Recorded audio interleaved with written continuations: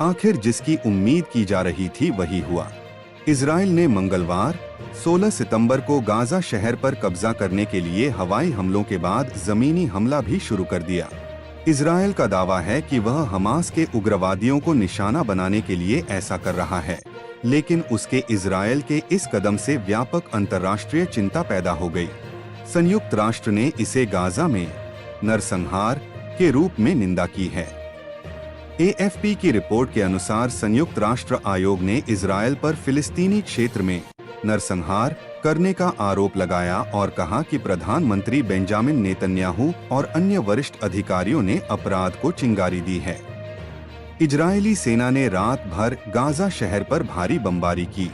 उसके सैनिक गाजा के इस सबसे बड़े शहरी केंद्र में गहराई तक चले गए थे।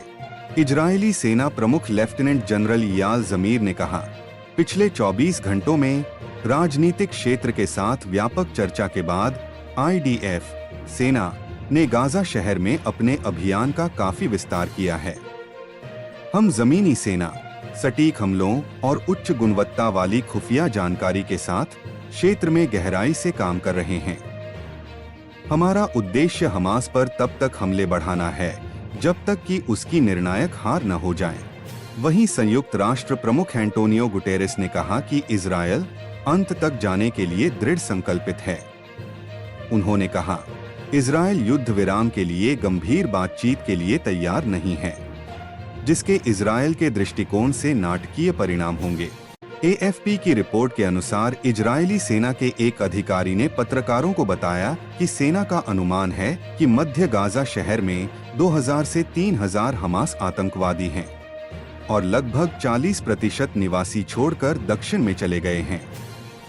AFP के एक पत्रकार ने बच्चों सहित कई लोगों को अपने घरों से भागने के बाद गाजा शहर में एक अस्पताल के सामने सोते हुए देखा।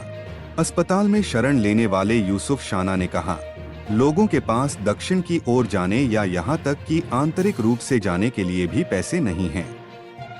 लोगों ने गाजा शहर में लगातार बमबारी की बात बताई, जिसका अधिकांश हिस्सा लगभग 2 साल के इजरायली हमलों के बाद पहले से ही खंडहर हो चुका है।